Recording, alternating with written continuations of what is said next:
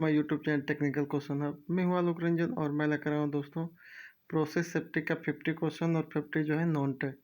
दोस्तों ये जो है थोड़ी वीडियो लेट आई है, अब से कंटिन्यू आपको वीडियो मिलती रहेगी। और चलिए देखते हैं। सबसे पहले नॉन टेक क्वेश्चन देखेंगे, फिर जो है प्रोसेस सेफ्टी से जो है अब तक के पूछे गए 50 क्वेश्चन भी इसमें हम देखेंगे।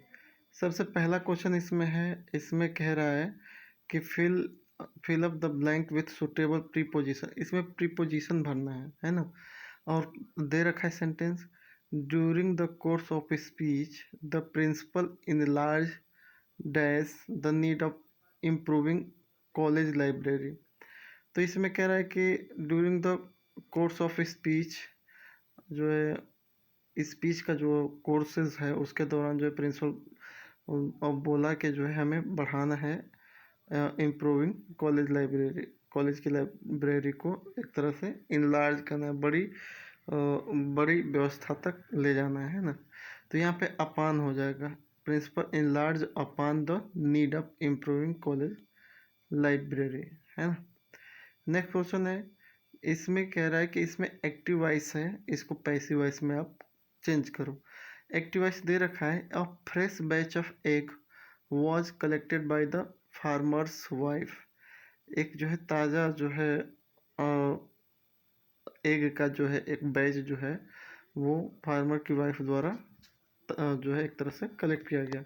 तो इसको हम किस तरह से इसको पैसिव वॉइस में कैसे चेंज करेंगे? तो जब पैसिव वॉइस में चेंज करेंगे तो ये हो जाएगा, the farmer's wife collected a fresh batch of egg. ठीक है। नेक्स्ट है, इसमें वन वर्ड सब्स्टिट्यूशन वर्ड है दोस्तों। इसमें कह रहा है कि द डिपोज जो है the depository where state record and document are preserve, यानी कि वह स्थान जहाँ पे एक तरह से स्टेट के जो है रिकॉर्ड या डॉक्यूमेंट को एक तरह से क्या रखा जाता है, प्रिजर्व, सुरक्षित रखा जाता है, तो उसे हम कहते हैं अर्चीव। अर्चीव मतलब पुरालेख। पुरालेख जहाँ पे जो है हम जो है डॉक्यूमेंट वगैरह को का रिकॉर्ड को हम रखते हैं।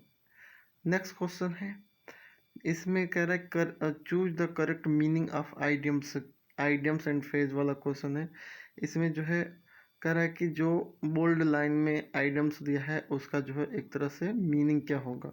कह रहा है the party stalwart have advise the president to take it laying down for a while. तो इसमें कह रहा है कि द पार्टी स्टालवार्ट हैव, जो एक तरह से पार्टी ऑर्गेनाइजर है वो प्रेसिडेंट को एडवाइस दे रहा है कि थोड़ा सा जो है पार्टी में लेइंग डाउन करना है। तो इसका मतलब होता है, लेइंग डाउन का मतलब होता है टू शो नो रिएक्शन, मतलब कि कोई रिएक्शन शो नहीं करना है ना। पार्टी हो रही है उसमें कुछ ज़्यादा रिएक्शन नहीं करना है। नेक्स्ट इसमें जो है कह रहा है कि फाइंड आउट जो है एक तरह से जो ग्रामेटिकली एरर है उसको फाइंड आउट करना है। और दे रखा है दोस्तों कि कोपरनिकस, जो कोपरनिकस था, प्रूव किया that earth move round the sun. और इसमें एरर है तो है, नहीं तो नो एरर। इनमें ABCD पे आपको टिक लाना है। तो इसमें दोस्तों Copernicus prove that earth moves round the sun लिखा है, जबकि मूव जो इसमें होना चाहिए अराउंड द सन होना चाहिए। तो इसलिए जो है राउंड द सन गलत है, अराउंड द सन होना चाहिए। यानी कि मैंने इसमें आपको बताया है the earth moves around the sun, ये सही होता तो ये सेंटेंस सही होगा। तो ये जो है इसलिए ऑप्शन नंबर बी जो है राउंड द सन ये गलत है, बाकी सही है। इसमें क्या है दोस्तों, इसमें कह रहा है कि इसमें आपका जो है choose the best expression which is improvement in a sentence. इसमें जो है एक तरह से क्या भरा जाएगा जिससे हमारा सेंटेंस इम्प्रूवमेंट हो जाएगा, गलती है सेंटेंस में वो सही हो जाए। और क्या कह रहा है कि when it was dark they, कह रहा है कि when it was dark they decide to put at inn. तो इसमें पुट अप एट हो जाएगा, इसमें पुट अप ऐड हो जाएगा, तब ये पूरा सही हो जाएगा सेंटेंस। नेक्स्ट क्वेश्चन है, इसमें क्या कह रहा है दोस्तों, नियरेस्ट मीनिंग। नियरेस्ट मीनिंग का मतलब होता है सेनोनिम, सेनोनिम कह रहा है। और क्वेश्चन क्या है कि honest officer find it difficult to attune themselves to corrupt bureaucracy. यानी कि अटून, अटून का मतलब होता है एक तरह से अभ्यस्त, क्योंकि अटून मतलब होता है अभ्यस्त, तो किसका और मतलब अभ्यस्त होता है तो एडॉप्ट। एडॉप्ट मतलब कि अभ्यस्त हो जाना, किसी चीज़ को एडॉप्ट कर लेना, तो ये सिमिलर है, यानी कि जो है एक तरह से सिनोनिम है। नेक्स्ट है इसमें अपोजिट मीनिंग है। इसमें अपोजिट मतलब एंटोनिम आपको पता करना है। कह रहा है क्या, the politician was flummoxed by the question put to him. तो मतलब घबराना या अजीबोगरीब जो है क्वेश्चन करना, ये होता है फ्लोमोक्सेड। ठीक है, तो उसका मतलब कंफर्टेबल, कंफर्टेबल क्वेश्चन पूछना है ना, एक तरह से जो कंफर्टेबल हो, तो इसका उल्टा कंफर्टेबल हो जाएगा। नेक्स्ट है, कह रहा है choose the best alternative to make the sentence meaningful. My father keep all his paper in lock and key. इसमें जो है क्या ऐसा भरना है जो ये मीनिंगफुल सेंटेंस निकल के आया। कह रहा है कि my father keep all his paper in a lock and के। कह रहा है कि मेरे पापा जो हैं जो पेपर और जो है कोई जो है क्या एक तरह से कह सकते हैं जो वो जो है रखना चाह रहा है। तो इसमें ये हो जाएगा कि my father keep all his confidentials जो है कॉन्फिडेंशियल, यानी कि गोपनीय paper in a lock and key, ताला और चाबी के साथ रखते हैं। कहने का मतलब ये है कि जो भी गोपनीय पेपर होगा उसे ही तो वो जो है लॉकर में रखेंगे।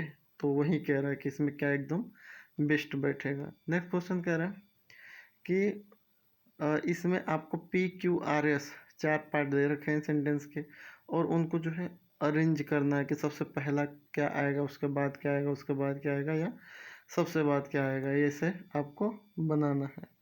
तो इसमें कह रहा है रिलीजियन हैज़ बीन यूज और both as a weapon of isolation to dull awareness about real problem and morphia like education, healthy and employment. तो इसका कैसे हो जाएगा, इन सबको देखेंगे तो सबसे पहले पी आएगा।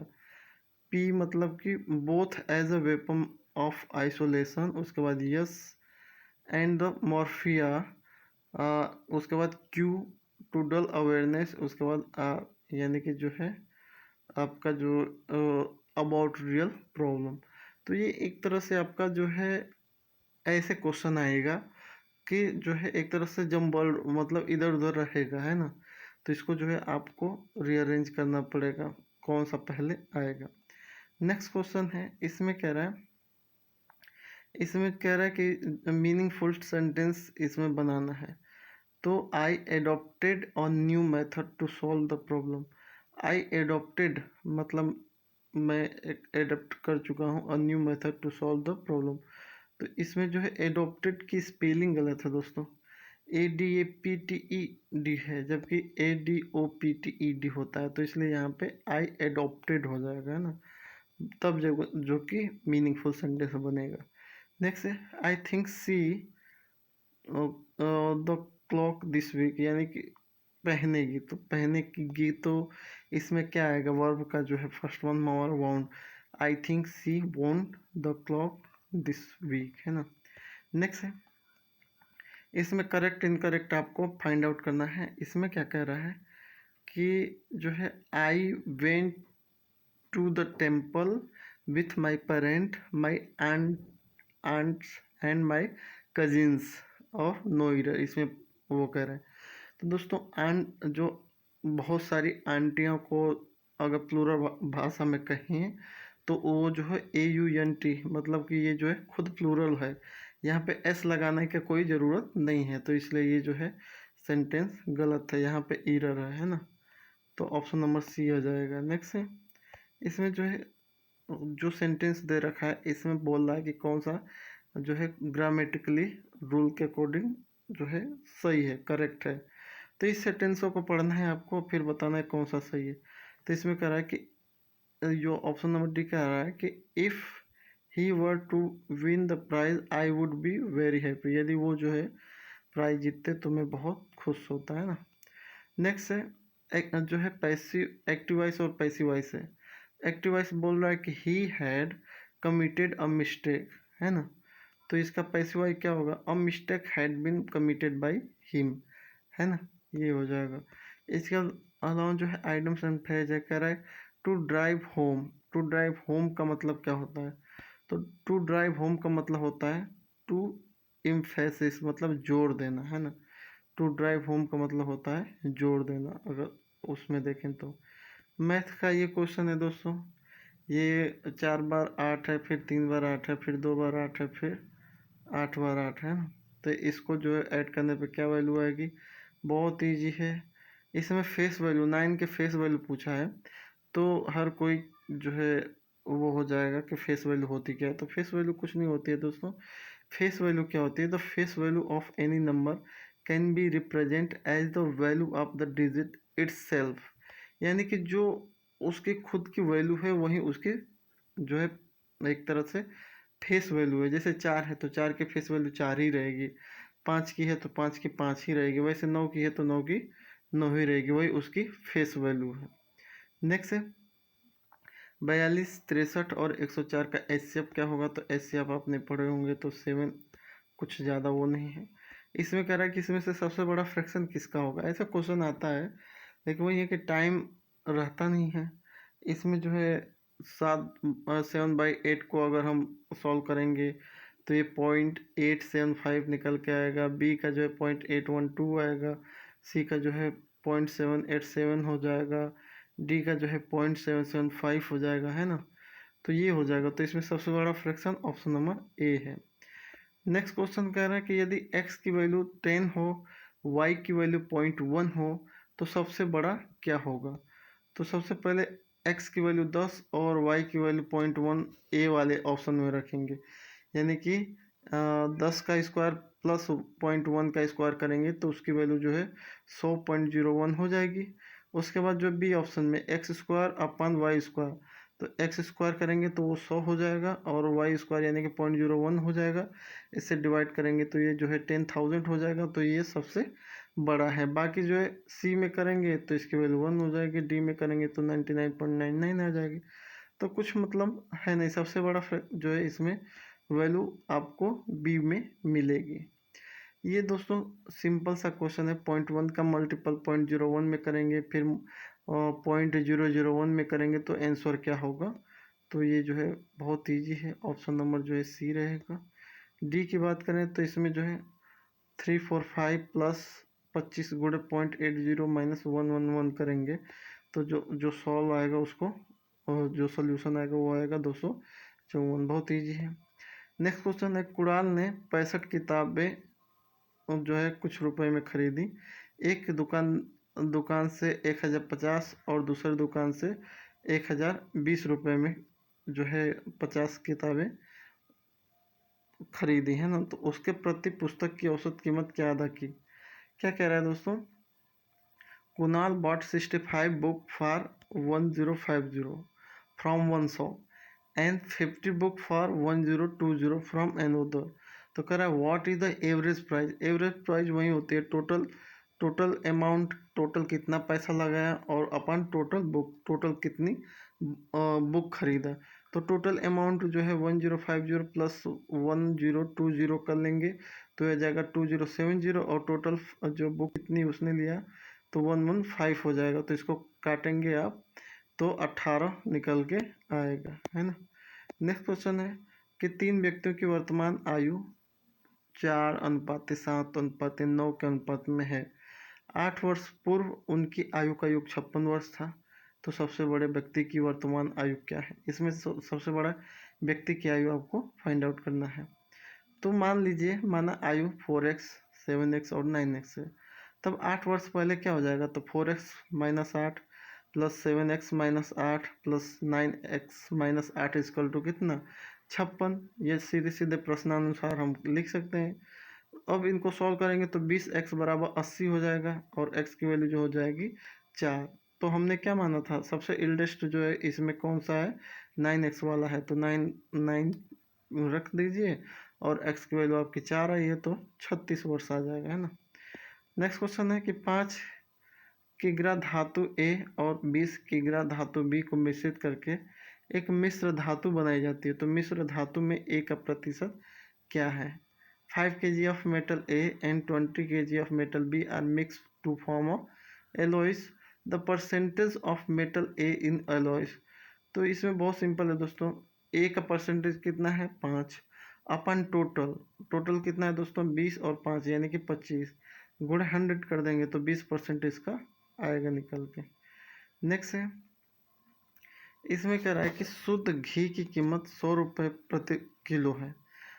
50 रुपये प्रति किलो के वनस्पति तेल के साथ मिलावट करने के बाद एक दुकानदार मिश्रण को 96 रुपये प्रति किलो की दर से बेचता है, जिससे 20% का लाभ होता है।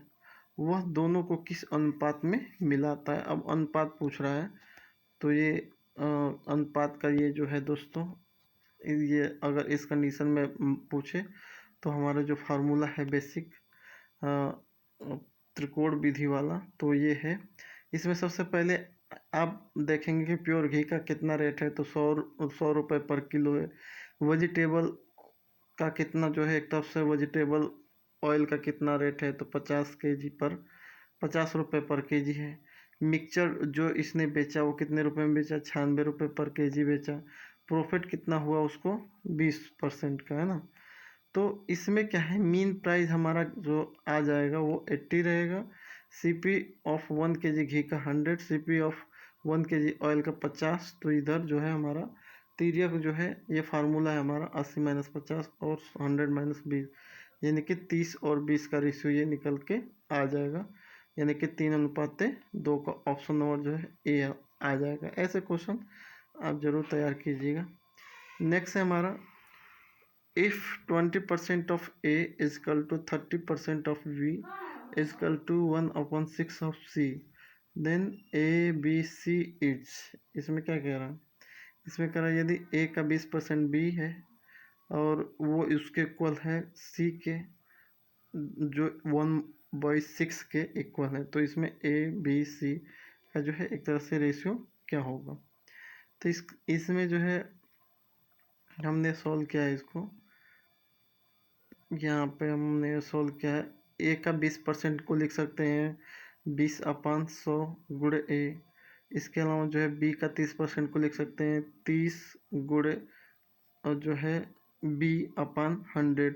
सी का 1/6 लिख सकते हैं 1/6 गुणे सी। तो इस तरह से A/5 3B/10 और C/6 हो जाएगा, ठीक है। ऐसे कुछ भी नहीं, ये सारे इक्वल में होंगे। अब हम क्या करेंगे, इसको या ऐसे भी लिख सकते हैं ABC का जो है रेशियो बराबर 5:10/3:6। लेकिन यहाँ पे हर में 3 है, एक तरह से नोमिनेटर आपने पढ़ा होगा, तो यहाँ पे डिनोमिनेटर 3 है तो इसको हटाना है हमें, तो 3 से गुणा करना पड़ेगा सबसे। तो जब 5 में 3 का करेंगे तो 15 हो जाएगा, और 10 में 3 का गुणा करेंगे तो ऊपर नीचे 10 से 3 कट जाएगा, 6 का करेंगे तो 18 हो जाएगा। तो ये रेशियो क्या हो जाएगी, 15:10:18 हो जाएगी, है ना। कुछ नहीं है इसमें, आ जाएगा समझ में। नेक्स्ट है, आनंद और दीपक ने क्रमशः 22,500 रुपये और 35,000 रुपये का एक निवेश के साथ एक व्यवसाय शुरू किया। फिर कह रहा है कि 1,38,000 रुपये के जो है 13,800 रुपये में कुल लाभ दीपक का कितना हिस्सा हुआ, है ना। आनंद ने लगाया कितना दोस्तों 22,500, दीपक ने लगाया 3,000 जो है 35,000 रुपये, और जो है लाभ टोटल कितना हुआ जो है 13,800 रुपये का हुआ, ठीक है। तो अब इसमें जो है दीपक का हिस्सा पूछा जा रहा है। अब दोनों की रेशियो अगर देखेंगे तो जो उनके शेयरों की, तो 22,500 रेशियो 35,000 का, तो पाएंगे कि 9 जो है 9:14 आ रहा है, जिसमें 9 जो है आनंद का है और दीपक का कितना है 14 है, ठीक है। तो बस लाभ टोटल कितना हुआ 13,800 का, और इसमें जो है किसका पूछा है दीपक का कितना है 9 है, और टोटल कितना होगा 14 9 23 हो जाएगा। तो 13,800 गुणे 9 23। तो इसको सॉल्व करेंगे तो 8400 रुपये आएगा निकल के। नेक्स्ट है, कह रहा है कि एक निश्चित कार्य को 4 मिनट में जो ए करता है, 5 मिनट में बी करता है, 6 मिनट में सी करता है और 10 मिनट में डी करता है और 12 मिनट में जो है ई करता है। फिर कह रहा है उनके द्वारा प्रति मिनट पूरे किए गए कार्य की औसत संख्या क्या होगी। तो देखो दोस्तों, औसत बराबर कुछ नहीं है, औसत बराबर होता है पदों का योग बटा पदों की संख्या। तो पदों का योग तो यहाँ पे कुछ ऐसा तो है नहीं, तो यहाँ पे जो है टोटल जो है टाइम टेकन और कितने लोग काम करें वो, यानी कि 1/4 प्लस 1/5 प्लस 1/6 प्लस 1/10 प्लस 1/12, ये टोटल काम हो गया। और कितने लोग कर रहे हैं, ए बी सी डी और ई, यानी कि 5। तो इसी को सॉल्व कर लेंगे तो 0.16 आएगा। नेक्स्ट क्वेश्चन है कि एक आयत की लंबाई और चौड़ाई के बीच का अंतर 23 मीटर है। यदि इसका परिमाप 20 मीटर है तो इसका क्षेत्रफल क्या होगा। तो देखो, माना लेंथ L है, जो ब्रेथ B है, पर मीटर यानी कि इसने परिमाप दे रखा है, तो पर मीटर बराबर होता है 2 अंडर जो है एक तरह से ब्रैकेट में L+B इक्वल टू जो है 206 इसने दे रखा है ना, पर मीटर बराबर होता है 2 और ब्रैकेट में L+B होता है। ठीक है, तो ये फार्मूले के बराबर हम लिख सकते हैं 206। ठीक है, कोई दिक्कत नहीं होगी। तो या ये भी हो सकता है L+B वहीं रहे और 206 के ये जो इधर मल्टीपल में 2 है तो इधर जाएगा तो एक तरह से भाग में आ जाएगा। तो L+B बराबर एक तरह से क्या हो जाएगा, 103 आ जाएगा। तो 103 में आपका जो है कह रहा है कि लंबाई और चौड़ाई का अंतर जो है 23 है, दोनों में 23 है। तो आप देख लीजिए 63 और 40 मिलाएंगे तो हो जाएगा 103 और 63 और 40 के बीच का डिफरेंट क्या हो रहा है, 23 हो रहा है। एकदम सटीक बैठ रहा है आपका, है ना, प्रश्न अनुसार। तो आपको L की वैल्यू मिल गई, B की वैल्यू मिल गई, तो बस क्या है, एरिया निकालना है। तो area equal to L into B, 63 गुणे 40 करेंगे तो 2520 मीटर स्क्वायर आ जाएगा ना। इसमें कुछ है नहीं दोस्तों, आई होप आप समझ गए होंगे। इसमें कुछ नहीं करना है, बस फार्मूले पर मीटर के फार्मूले के बराबर 206 कर दीजिए और 2 को उधर भेज देंगे। और L और B की रेशियो पहले से दे रखा है कि जो है उनके बीच की जो अंतर डिफरेंट जो है 23 है। तो अपने आप ही एज्यूम कीजिए कि एक 63 हो जाएगा, एक 40 हो जाएगा, क्योंकि दोनों का जो है डिफरेंस 23 आ रहा है ना। फिर L की वैल्यू मिल गई, B की मिल गई, तो आराम से आपको जो है एरिया निकालना आ जाएगा। नेक्स्ट है, 2 पासों को एक साथ फेंकने पर कुल 7 प्राप्त करने की प्रायिकता क्या है। 7 कैसे कैसे मिल सकता है, अगर एक पासे में देखें तो 6 1 के बाद 7 हो सकता है, 2 और 5 में 7 हो सकता है, 4 3 7 हो सकता है ना, 3 4 7 हो सकता है, 5 2 7 हो सकता है और 6 1 7 हो सकता है। ये एक पासे की प्रायिकता है। तो ऐसे जब करेंगे तो 6 6 के 36 36 जो है हमारा वो आ जाएगा, पॉसिबल कितना हो जाएगा, पॉसिबिलिटी 36 बार हो आपकी निकल के आएगी, ऐसे घुमाते जाएंगे तो यही हो जाएगा 6 अपन 36 हो जाएगा। तो 6 कम 6 6 6 36, 1/6 इसका वैल्यू आ जाएगा। नेक्स्ट है, क्वेश्चन में कह रहा है कि किसी निश्चित भाषा में सर्टेन कोड में मद्रास को NBESBT लिखा जाता है, तो बॉम्बे को उसी लैंग्वेज में क्या लिखा जाएगा। तो इसमें दोस्तों कुछ है नहीं, इसको सॉल्व करेंगे तो आपका CPNCBZ आएगा, है ना। इसमें क्या है, उल्टा करके N के बाद M, इधर से A के बाद B, D के बाद E, ऐसे करके उल्टा सीधा कर करके जो है एक प्लेस वैल्यू एक आगे बढ़ा रहा है, एक पीछे कर रहा है ना। तो इस हिसाब से ऑप्शन नंबर 20 सही है। इसके अलावा जो है कर रहा है कि एक कोड भाषा में सॉलिड को जो है लिखा जा रहा है WPSLPIMFHA, तो उसी भाषा में जो है ATEXXQIBVO को क्या लिखा जाएगा। तो देखिए दोस्तों, पहले जो है सॉलिड कैसे इसने लिखा, तो WPSLPIMFHA है ना। तो W को W रहने दिया और उसने जो है P में 3 अंक जोड़ के जो है प्लेस वैल्यू उसके 3 जोड़ दिया। तो P के बाद क्या आ जाएगा, पी के बाद क्यू आर यस, तीसरे स्थान पे यस हो जाएगा तो यस को ले लिया। और उसके बाद जो है नेक्स्ट जो है एस को छोड़ दिया, एक अंक छोड़ दिया। फिर जो है एल के बाद एल के 3 स्टेप आगे की वैल्यू ले लिया तो ओ हो गया। फिर पी को छोड़ दिया, फिर आई की जो है 3 स्टेप आगे का ले लिया तो यल हो गया। ऐसे करके ये आगे बढ़ता गया तो सॉलिड इसको मिल गया। ठीक है, वैसे अब इसी में हम भी करेंगे। ए को छोड़ देंगे, टी के 3 आगे वाली संख्या लेंगे तो डब्ल्यू आ जाएगा। फिर ई को जो छोड़ देंगे, फिर एक्स के 3 अंक जोड़ के आगे जाएंगे तो एक्स वाई जेड ए आ जाएगा, है ना। तो वो ए आ जाएगा। ऐसे करेंगे तो हमारा वाटर को हम जो है इसको वाटर लिखेंगे, इसमें वाटर लिखा हुआ मिलेगा। नेक्स्ट है, एक लड़के की ओर इशारा करते हुए वीना ने कहा, वह मेरी पोती के इकलौते बेटे का बेटी, मतलब मेरी पोती के इकलौते बेटे का बेटा है। इकलौते पोती का इकलौते का जो है बेटे का बेटा क्या लगेगा, वो भाई लगेगा एक तरह से, है ना। इसका थोड़ा सा हाँ देख लीजिएगा क्या है इसका। नेक्स्ट क्वेश्चन है, इसमें कह रहा है एक पुरुष की ओर इशारा करते हुए एक महिला ने कहा, उसकी माँ मेरी माँ की इकलौती बेटी है। उसकी माँ मेरी माँ की इकलौती बेटी, तो इसका जो है एक तरह से क्या संबंध आएगा, तो वो जो है उसका भांजा निकल के आएगा। नेक्स्ट है, यदि पी का पिता क्यू बी का चाचा है और ए का पति एम पी का चाचा है तो ए बी से किस प्रकार संबंधित है, तो वो उसकी जो है एक तरह से माँ होगी, है ना। ऑप्शन नंबर ए सही है। आप देखिएगा, इसको सॉल्व कीजिएगा। नेक्स्ट है, दीपक ने नितिन से कहा, फुटबॉल खेलने वाला वह लड़का मेरे पिता के पत्नी की बेटी के 2 भाइयों में से छोटा है। तो एक तरह से क्या होगा, तो इसमें क्या कह रहा है कि वो जो फुटबॉल खेलने वाला जो लड़का है मेरे पिता की पत्नी यानी कि मेरे माँ की बेटी, मेरी माँ की बेटी यानी मेरी बहन के 2 भाइयों में से छोटा है, तो एक तरह से भाई ही हुआ। तो ये बस घुमा रहा है आपको और कुछ नहीं।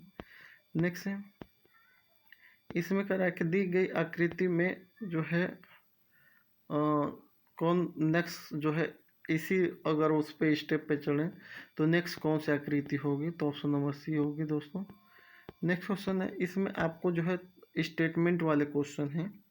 इसमें क्या कह रहा है कि अगर स्टेटमेंट एक करेक्ट है या दोनों करेक्ट हैं तो वो जो है आपको पढ़ के इसको सोल्व करना है। क्या पहला स्टेटमेंट दे रहा है, स्टेटमेंट फर्स्ट दे रहा है कि आल ए आर बी यानी कि जितने भी ए हैं वो बी हैं। फिर कह रहा है आल बी आर सी, और जो है जितने बी हैं वो सी हैं। ठीक है, फिर कह रहा है कि therefore all C are A, कह रहा है कि सभी सी ए हैं, तो बिल्कुल ए हैं भैया, क्योंकि सभी को बोल रहा है कि all A are B and all B are C, तो ये सब एक तरह से इक्वलाइज हैं, है ना।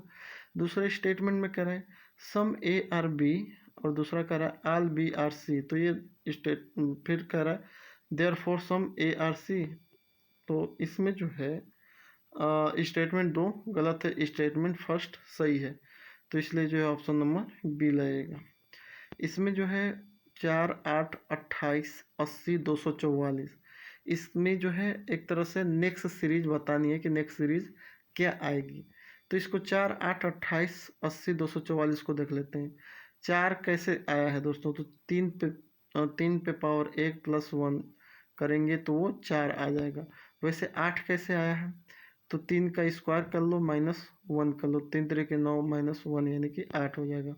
फिर 28 कैसे आया है, 3 का क्यूब +1 कर लीजिए, 3 3 के 9 3 27 +1 यानी कि 28। फिर 80 कैसे आया है, 3 टू द पावर 4 -1 यानी कि 3 3 के 9 3 27 3 81 -1 यानी कि एक बार जो है स्क्वायर में जोड़ा जा रहा है, दूसरी बार घटाया जा रहा है, एक को घटाया जा रहा है। तो ऐसे करते रहेंगे तो ये 728 इसकी वैल्यू आ जाएगी, जो ऑप्शन नंबर जो है डी है ना। नेक्स्ट सीरीज में डी आ जाएगी। ऐसे क्वेश्चन आते हैं। नेक्स्ट जो है ये भी एक तरह से इसको पढ़ना है और बताना है कि क्या सही है क्या गलत है। क्या कह रहा है दोस्तों कि जो है विंसेंट के पास कागजी मार्ग है, प्रत्येक सुबह वह अपने पड़ोस में ग्राहकों को 37 समाचार पत्र वितरित करता है। विसेंट को सभी पेपर देने में 50 मिनट का समय लगता है। यदि विसेंट बीमार है या उसकी कोई अन्य योजना है तो उसका मित्र थॉमस, जो उसी गली में रहता है, कभी कभी उसके लिए कागज वितरित करेगा। कह रहा है कि जो एक तरह से विसेंट एक व्यक्ति है जो अखबार बेचने का काम करता है, और कभी कभी अगर वो नहीं बेचता या कोई काम है या बीमार है तो वो अपने पड़ोसी को दे देता है कि वो जो है उसका पड़ोसी जो है वो उसकी मतलब थॉमस जो है वो कागज़ वगैरह न्यूज़पेपर जो है दे देता है घर घर ले जाके। तो इसमें आपको पढ़ना है और उस पर जो करेक्ट है उस पर टिक लगाना है। तो क्या कह रहा है, विसेंट और थॉमस एक ही पड़ोस में रहते हैं, बिल्कुल सही है। जब एक ही पड़ोस में रहेंगे, पड़ोसी हैं ये एक दूसरे के, तभी तो वो जो है बता के दे जाता होगा कि भैया आज मेरी तबीयत ख़राब नहीं है या कहीं कुछ और है, तो आप देख लेना, है ना। तो ये करेक्ट है। दूसरे में क्या कह रहा है, कह रहा है कि जो है एरिन 12 वर्ष की है। 3 साल से वह अपने माता पिता से कुत्ता मांग रही है ना। उसके माता पिता ने बताया कि उनका मानना है कि एक अपार्टमेंट में एक कुत्ता खुश नहीं होगा, लेकिन उन्होंने उसे एक पक्षी रखने की अनुमति दी। एरिन ने अभी तक यह नहीं तय किया कि वह किस तरह का पक्षी रखना चाहेगी। तो इसका स्टेटमेंट में क्या क्या है जो सही है उसको बताना है। एरिन के माता पिता पक्षियों को कुत्ता से ज़्यादा पसंद करते हैं, क्या कहना है इसमें ये वर्ड छुपा है, या एरिन को पक्षी पसंद नहीं है ये कहीं छिपा हुआ इसमें, या एरिन और उसके माता पिता एक अपार्टमेंट में रहते हैं। ये एकदम क्लियर है दोस्तों, है ना। कौन पसंद कर रहा है कौन नहीं वो तो अलग बात है, लेकिन यहाँ पे एक अपार्टमेंट ये क्लियर है, यही करेक्ट है, इसलिए इस पर हम टिक कर देंगे। इसमें कह रहा है गोल्ड को होम लिखा जाता है तो, और कम को डॉम जो है डन लिखा जाता है, तो कार्ड को डोज के रूप में लिखा जाता है, तो सन्स को कैसे लिखा जाएगा। तो इसमें अब कुछ नहीं है दोस्तों। गोल्ड है, गोल्ड को जो है जी के बाद एच, ओ को जैसे है वैसे रहने दो, एल के बाद एम, डी के बाद ई आ जाएगा, तो ये होम आ जाएगा। तो ऐसे ही करेंगे तो हमारा टी डबल ओ टी आ जाएगा, है ना, इसका सॉन्स को। नेक्स्ट है रीजन को 5 लिखा जाता है, बिलीव को 7 लिखा जाता है, तो गवर्नमेंट को क्या लिखा जाएगा। तो रीजन में 6 लेटर है, 6 लेटर -1 करके इसने 5 बता दिया, है ना। तो वैसे आप देख लीजिए गवर्नमेंट में कितने हैं, 2 2 4 2 6 2 8 2 10 हैं। तो जब 2 10 हैं तो 10 -1 यानी कि 9 होगा।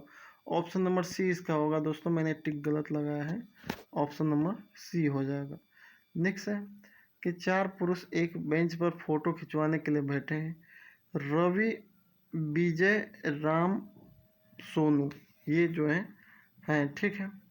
अब कह रहा है कि विजय रवि के बाएं ओर बैठा है, तो बस आप पेन ले लीजिए और जो है विजय रवि के बाएं ओर बैठा है तो बाएं ओर विजय को बैठा दीजिए। फिर कह रहा है कि राम रवि के दाएं ओर बैठा है तो उसको दाएं बैठाइए। सोनू रवि और राम के बीच में, तो उसको दोनों के बीच में बैठाइए। तो तस्वीर में दूसरा बाएं से कौन सा है, मतलब बाएं से दूसरे स्थान पे कौन है, तो मैंने ये सीक्वेंस बनाया तो बाएं से जो है सोनू है, ऑप्शन नंबर डी आ जाएगा। नेक्स्ट है क्यू सी का भाई है और सी क्यू की बहन है। आर और डी भाई बहन है। आर ए का पुत्र है जबकि ए और सी पति और पत्नी है। क्यू डी से किस प्रकार संबंधित है। तो ये दोस्तों इसका क्या ये एक तरह से मामा निकल के आएगा, यानी कि मतलब वो जो है एक बहन का लड़का है तो एक तरह से वो जो उसको मामा कहेगा, है ना। तो इसको सॉल्व करेंगे तो मेट्रल अंकल आएगा, यानी कि मामा निकल के आएगा। नेक्स्ट है कह रहा है कि इसमें कौन सी जो है आकृति जो है पैटर्न में फिट बैठती है, इसको देखते जाइए तो इसको पाएंगे। ऑप्शन नंबर डी जो है एक तरह से करेक्ट है। नेक्स्ट है इसमें जो है नेक्स्ट सीरीज में पूछ रहा है क्या आएगा। 8 28 116 584 के बाद क्या आएगा। तो 8 कैसे है दोस्तों, तो 8 को 8 ही रहने दो। उसके बाद 28 कैसे आया, तो 8 तरीके 24 +4 24 और 4 28 हो जाएगा। 116 कैसे है, 28 जो यहाँ पे 28 आई थी, तो अब जो है हमें क्या करना है, 28 × 4 + 4 कर दीजिए तो 116 आ जाएगा। फिर अब 116 गुणे 5 प्लस 4 कर दीजिए तो 584 आएगा। फिर 584 गुणे 6 प्लस 4 कीजिए तो 3508 आ जाएगा। इस तरह से ये नंबर जो है आपके आते जा रहे हैं, है ना। नेक्स्ट है हमारा, इसमें जो है मिसिंग नंबर आपको ढूंढना है। 9, 27, 31, 155, 161, 1127। तो 27 9 3 27 हो गई, और 27 में जब 4 जोड़ेंगे तो वो आ जाएगा 31। फिर 31 में जब 5 का गुणा करेंगे तो 155 आ जाएगा। 155 में जब 6 जोड़ेंगे तो 161 आ जाएगा। फिर 161 गुणे 7 करेंगे तो 1127 आ जाएगा। और 1127 में जब 8 जोड़ेंगे तो 1135 आ जाएगा। तो यही ऐसे ही सीक्वेंस इसका चल रहा है ना। नेक्स्ट अब आते हैं जो आज तक जो है पूछा गया है, आपके कह सकते हैं कि जो है फायर एंड सेफ्टी से या फायर हाइड्रेंट सिस्टम से जो भी क्वेश्चन को आए हैं, उनको मैंने जो है 50 क्वेश्चन इस वीडियो में लिए हैं। पहले जो क्वेश्चन पूछा गया था अभी रिसेंटली ही पूछा गया था कि which of the following colour is use for the radiation hazard. तो रेडिएशन हजार्ड्स के लिए जो है आपका पर्पल है। ये जो अभी विशाख रिफाइनरी थी उसी में ये क्वेश्चन पूछा था। और बाकी ये सारे क्वेश्चन कहीं ना कहीं किसी न रिफाइनरी में आए, मैक्सिमम पानीपत रिफाइनरी के ये क्वेश्चन है। तो नॉन स्पार्किंग टूल, जो नॉन स्पार्किंग टूल होते हैं वो किस मटेरियल के बने होते हैं दोस्तों? तो वो दोस्तों ब्रास के बने होते हैं। ये क्वेश्चन आया हुआ है। और नॉन स्पार्किंग मतलब कि जो जिनमें रगड़ हो या कुछ भी हो तो उसमें स्पार्क जनरेट ना हो, क्योंकि रिफाइनरी में मैक्सिमम जगह जैसे हाइड्रोजन के सिलेंडर पे, एलपीजी में, कहीं भी कोई भी फ्लेंज टाइट करना या कुछ भी करना है तो वहाँ पे नॉन स्पार्किंग टूल यूज होते हैं, है ना। जो इसके फोल्डिंग होती है, इसके फोल्डिंग की हाइट तथा लेंथ, बेस वाली लेंथ को, इन दोनों की रेशियो क्या होती है ये पूछा गया था कि जो base to height ratio of इसके फोल्डिंग, जो इसको फोल्डिंग लगती है तो कितनी लेंथ में ज़मीन पे उसका बेस होना चाहिए और कितनी उसकी हाइट होनी चाहिए इसके फोल्डिंग की। तो दोस्तों एक जो है उसकी बेस होनी चाहिए, बेस की लेंथ 1, और हाइट की लेंथ जो है 3 मीटर, वो 1:3 की होनी चाहिए। नेक्स्ट क्वेश्चन है कि जो हाईएस्ट वोल्टेज वाली लाइट जो हम कन्फाइंड स्पेस में ले जाते हैं वो कितने वोल्ट की होती है? तो दोस्तों 24 वोल्ट की होती है, जिसमें एसी करंट होता है, ठीक है। और नेक्स्ट क्वेश्चन है कि वर्क एट हाइट, जो हम हाइट पे वर्क करते हैं तो कितने हाइट को हम मानते हैं कि इससे ऊपर जाएगा तो हमें वर्क एट हाइट की परमिट लेनी पड़ेगी। तो उसका रेंज है 1.8 मीटर। अगर कोई काम 1.8 मीटर के ऊपर है तो उसमें परमिट जो बनेगा वो जो है वर्क एट हाइट वाली परमिट बनेगा। टीएलबी पूछिए अमोनिया की तो 25 होती है, सल्फर डाइऑक्साइड की 2 होती है, क्लोरीन की है तो वो दोस्तों 1 है। कहीं कहीं टीएलबी जो है क्लोरीन की जो है 0.5 होती है, और कहीं कहीं क्लोरीन की जो है टीएलबी 1 होती है ना। ये अपनी प्लांट की अलग अलग है। ISME का फुल फॉर्म क्या है? तो इसका फुल फॉर्म होता है Indian oil safety management system. Flammable liquid के लिए, कोई अगर फ्लेमेबल लिक्विड है तो उसके लिए किस टाइप का फायर एक्सटिंग्विशर यूज करेंगे? तो foam type fire extinguisher use करेंगे। इलेक्ट्रिक फायर को किस क्लास में रखा गया है? तो नेट पे इसके अलग अलग जो है आंसर मिल रहे हैं। कोई क्लास सी के फायर में इलेक्ट्रिक फायर को रखा है, या जो है एक मैंने उसमें देखा था, मैनुअल में देखा था रिफाइनरी का, तो उसमें जो है इलेक्ट्रिक फायर को क्लास सी में रखा गया है। बाकी आपका क्या कहना है दोस्तों? क्योंकि कोई क्लास सी बता रहा है, कोई क्लास डी बता रहा है। क्लास डी बताने का रीज़न उसने ये बताया है कि जो कि वो सॉलिड, उसके सारे स्विच वगैरह ये सब सॉलिड होते हैं। तो एक तरह से मेटेलिक फायर में क्लास डी में आते हैं, और कहीं कहीं जो है क्लास सी बताया जा रहा है। नेक्स्ट है क्लास ए फायर, किस टाइप की फायर है? तो जो लकड़ी, कागज, कपड़े में लगी आग है उसे क्लास ए टाइप की फायर कहेंगे। फिजिकल हजार्ड्स क्या क्या होते हैं ये पूछा गया था। तो गिर जाना, इलेक्ट्रिक झटके लग जाना, या जो है एक तरह से कट जाना, या कोल्ड बर्निंग हो जाना, ये सारे जो है फिजिकल हजार्ड्स है। नेक्स्ट पूछा है कि भोपाल गैस ट्रेजेडी में कौन सी गैस इन्वॉल्व थी? तो मिथाइल आइसोसाइनाइड थी, ये जो है आपके हल्दिया रिफाइनरी का क्वेश्चन है जो सेफ्टी से आया हुआ है। TRA का फुल फॉर्म क्या है? तो TRA का फुल फॉर्म होता है टास्क रिस्क एनालिसिस। फ्लैश जो है flash point of class B fire. Class B में जैसे क्लास बी क्या आता है, लिक्विड में जितने भी फायर होते हैं वो जो है क्लास बी फायर में आते हैं। तो उसमें जो है फ्लैश पॉइंट जो निर्धारित किया गया है कितने कितने बीच में होना चाहिए, तो 23 डिग्री से 65 डिग्री वो उनकी फ्लैश पॉइंट होती है क्लास बी फायर की।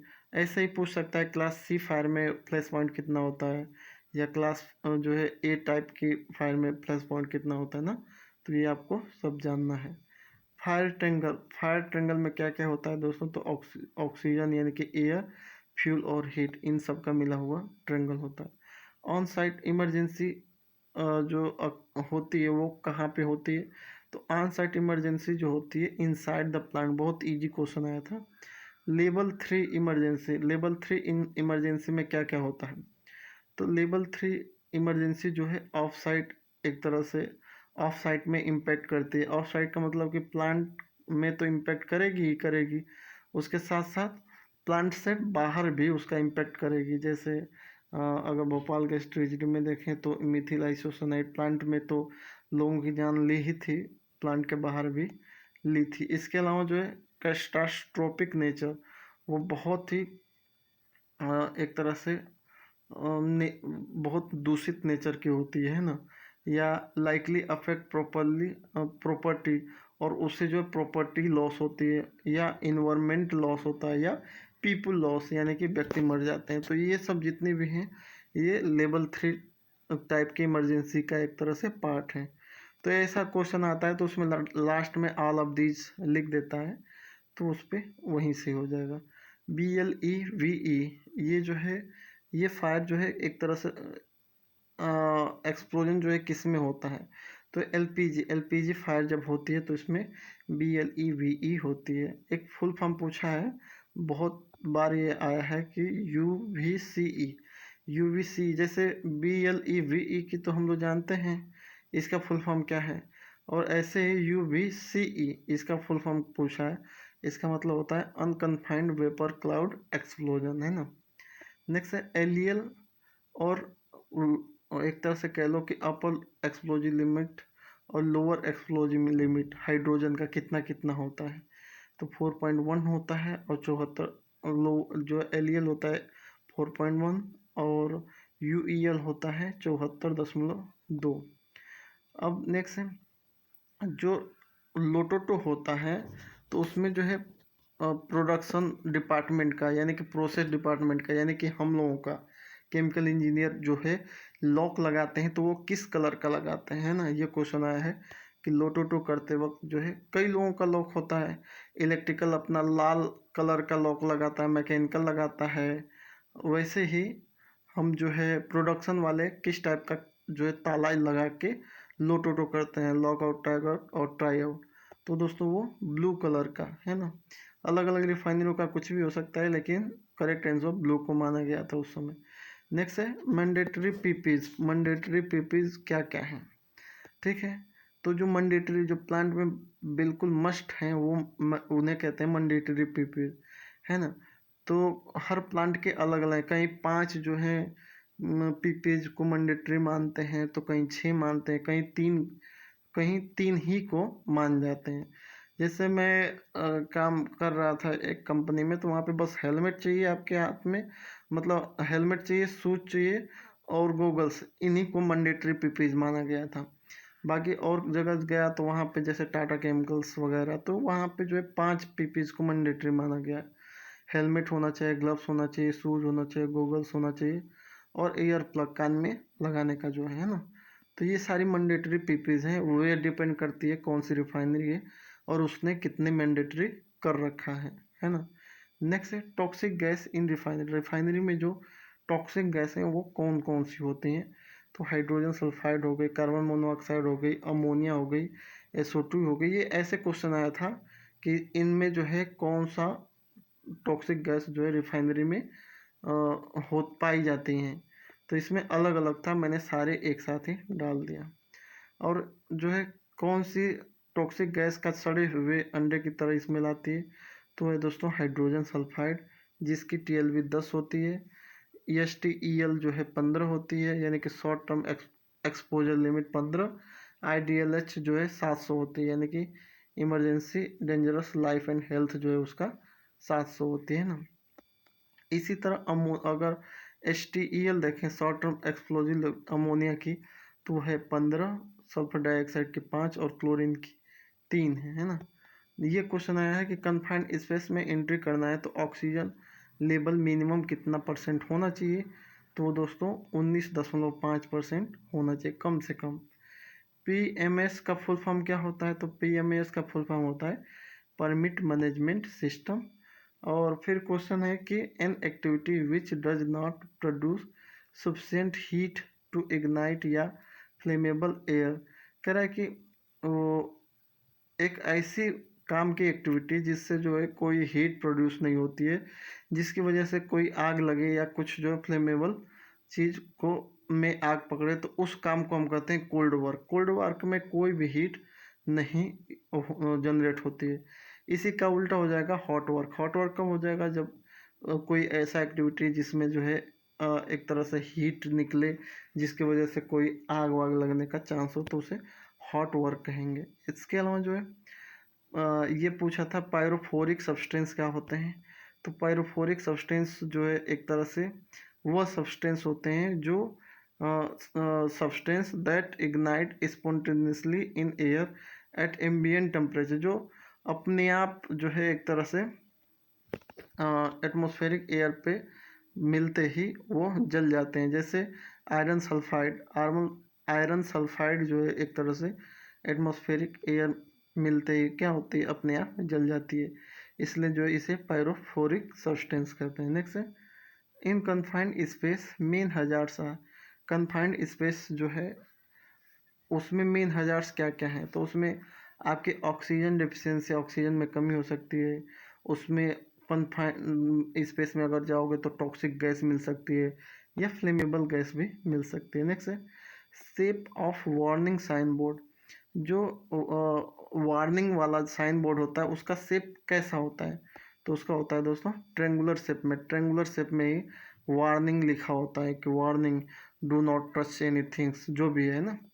Metal fire involve, metal fire किस टाइप के फायर में होती है, तो मेटल फायर जो है क्लास D जो है फायर में होती है। नेक्स्ट है blanketing the fire with foam sand ETC stopping the supply of oxygen is called. ये क्वेश्चन आया हुआ है पानीपत रिफाइनरी का, तो उसे स्मूथनिंग प्रोसेस कहते हैं। जब हम ऑक्सीजन की सप्लाई कट कर देते हैं, जैसे फोम से, सेंड से या किसी चद्दर से, यानी ऑक्सीजन की सप्लाई कट कर देंगे, तो उसे हम कहेंगे स्मूथनिंग प्रोसेस, है ना। इसके अलावा स्टारवेशन है, स्टारवेशन में फ्यूल को ही हटा दो तो आग अपने आप बुझ जाएगी, तो उसे स्टारवेशन कहेंगे। बाकी पानी से हम बुझाते हैं तो उसे कूलिंग कहते हैं ना। ये सारी फायर फाइटिंग के एक तरह से मेथड है। Next which type of fire extinguisher do you use if CO2 extinguisher not available during electric fire. कहने का मतलब ये है कि जब इलेक्ट्रिक फायर लगी थी, ठीक है, और उस समय इलेक्ट्रिक फायर में सबसे सुटेबल जो है CO2 होती है, लेकिन आपके पास CO2 है ही नहीं, CO2 टाइप फायर एक्सटिंग्विशर है नहीं, तो आप किस टाइप का फायर एक्सटिंग्विशर यूज़ करोगे, तो वहाँ पे हम DCP dry chemical powder type का यूज कर सकते हैं, है ना। पानी का तो बिल्कुल नहीं करना है, न फोम का करना है, हमें क्या करना है दोस्तों, DCP पाउडर का यूज़ कर सकते हैं। नेक्स्ट क्लास E फायर को क्या कहते हैं, तो क्लास E फायर को किचन फायर कहते हैं। क्लास E फायर में दोस्तों क्या होता है कि जो हम फैट या ऑयली वेजिटेबल ऑयल हो गया या फैट हो गया, घी हो गया, इनमें से जो लगने वाली आग है उसको किचन फायर कहते हैं, और ये क्लास E में आता है ना। नेक्स्ट है फायर एंड सेफ्टी से ये क्वेश्चन आया था कि कौन सी गैस जो है फ्लेमेबल नहीं है, तो उसमें कार्बन टेट्राक्लोराइड जो है CCl3 आया था ऑप्शन, तो वो सही है ना। नेक्स्ट है एक बहुत ही सिंपल क्वेश्चन आया था CPR का फुल फॉर्म। कोई भी व्यक्ति अगर मूर्छित होता है तो सबसे पहले CPR दिया जाता है, तो CPR का फुल फॉर्म होता है कार्डियो पल्मोनरी ससन, है ना। नेक्स्ट है नेफा। नेफा कोड जो है एक तरह से पोर्टेबल फायर एक्सटिंग्विशर के लिए क्या है, तो वो नेफा 10 है। ये क्वेश्चन आया हुआ है कि जो फायर एक्सटिंग्विशर का जो है एक तरह से स्टैंडर्ड है, कोड है, वो क्या है, तो नेफा 10 ये जो है एक तरह से पोर्टेबल फायर एक्सटिंग्विशर का स्टैंडर्ड है। पास का फुल फॉर्म आया था, तो पास का फुल फॉर्म है पुल, एम, स्क्वीज और स्वीप। RACE का फुल फॉर्म होता है दोस्तों, ये भी जो है जब आग बुझाते हैं तो वहाँ भी ये भी कहते हैं, जिसका मतलब होता है RACE का rescue alarm find sorry confine extinguish, है ना, ये इसका फुल फॉर्म। नेक्स्ट है हेलोजन फायर एक्सटिंग्विशर में क्या कौन सी गैस होती है, तो उसमें दोस्तों कार्बन टेट्राक्लोराइड होती है और ब्रोमो क्लोरो डाइफ्लोरो होता है ना। नेक्स्ट है BA सेट में कितने केजी का प्रेशर होता है, कितने बार का, तो 250 से 300 बार का प्रेशर होता है BA सेट में। जो हम सेल्फ ऑपरेटिंग जो है सेल्फ कंटेन ब्रीथिंग ऑपरेटिव ऐसे BA सेट है, उसका प्रेशर पूछा है, तो इतना होता है। नेक्स्ट क्वेश्चन ये पूछा है दोस्तों, जो 5 ईयर्स है sort set shine standardize sustain, तो उसमें यस का जो है चौथा जो यस है उसका मतलब क्या है, तो उसका मतलब होता है जो है ये क्वेश्चन आया है कि सेकेट्सु, जिसका मतलब स्टैंडर्डाइज, है ना। तो ये इसमें 5 यस का पूरे जापानी वर्ड भी ढूंढ लेना, क्योंकि पहले यस का क्या मतलब है, दूसरे यस का क्या मतलब है, तीसरे का, है ना। ये ऐसे क्वेश्चन आया हुआ है। 3M में 3M का फुल फॉर्म क्या होता है दोस्तों, तो 3M का फुल फॉर्म होता है मूडा मुरा मुरी, जिसमें मूडा का मतलब होता है वेस्ट, मुरा का मतलब होता है आपका अनइवनेस और मुरी का मतलब होता है ओवर बर्डन, ठीक है। TPM का फुल फॉर्म पूछा गया है, तो टोटल प्रोडक्टिव मेंटेनेंस हो जाएगा। TQM का मतलब है full form total quality management. ELCB, इन तीनों में से एक क्वेश्चन जरूर आ सकता है, चाहे ELCB, MCCB या MCB, इन सब का अगर पूछेगा सेफ्टी से तो इनका फुल फॉर्म तो पूछ सकता है, क्योंकि इन्हीं तीनों में से कोई ना कोई कहीं ना कहीं चिपका देता है। जैसे ELCB का होता है अर्थ लीकेज सर्किट ब्रेकर, MCCB का होता है मोल्डेड केस सर्किट ब्रेकर और MCB का होता है मिनिएचर सर्किट ब्रेकर। तो इस तरह से हमारा जो है 50 क्वेश्चन सेफ्टी का और 50 क्वेश्चन जो है नॉन टेक्निकल का कंप्लीट हो गया। मिलते हैं नेक्स्ट वीडियो में दोस्तों किसी अन्य टॉपिक के साथ। Thanks for watching. जय हिंद।